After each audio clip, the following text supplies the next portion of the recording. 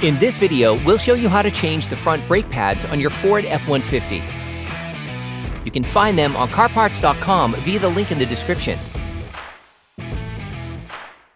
For safety reasons, we strongly suggest watching our video on how to jack your Ford F-150 safely.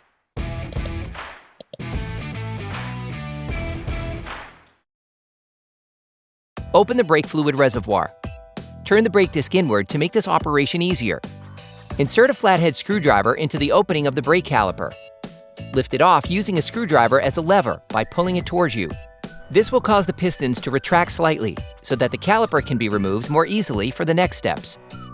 Disconnect the ABS sensor cable from the brake hose. Unclip the vacuum lines from the brake hose retainer. You can also use a fork to help you. Using a ratchet and a 10mm socket, unscrew the bolt securing the brake hose bracket. Then move the bracket aside. Tip: attach a piece of electrical cable or a hook to the subframe. With a ratchet and a 14mm socket, unscrew the lower slide pin. You can use a 24mm wrench to prevent the bolts from rotating. Finish unscrewing by hand. Repeat this process with the upper slide pin. You can now remove the brake caliper and hang it to the previously installed hook. Remove the brake pads. To do this, slide them away from the disc.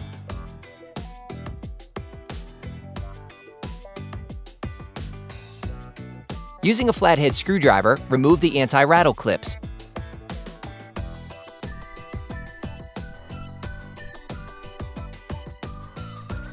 Using a wire brush, clean the caliper mount to remove any excess rust that could prevent the pads from sliding.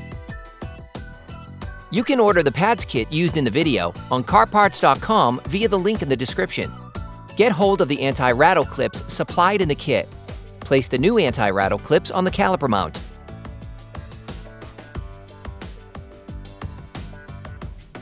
Grab the new pads and lightly coat the ends with copper grease to help them slide more easily.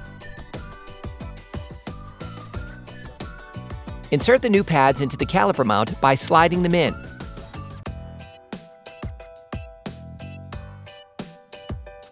For great content, our best price, and fast shipping, download the CarParts.com app now. Grab the caliper. Place a used pad in the caliper. Then, using a clamp or brake windback tool, press the pistons into the caliper. This step is essential before installing the new pads. As the pistons enter the caliper, brake fluid will flow back into the brake fluid reservoir. Depending on the original level of the reservoir, make sure that the liquid does not overflow. You need to check the sliding of the brake caliper slide pins and the condition of the caliper slide pin boots. If they look worn, you are advised to replace them with new ones. Put the brake caliper back in place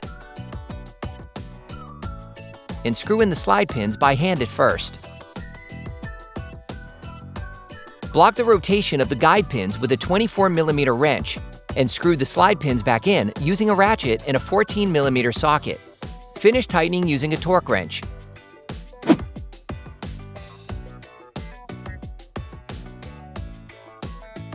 Don't forget to remove the cable that you used to hold the caliper. Screw the brake hose mounting bracket back on. Reclip the vacuum lines to the brake hose bracket.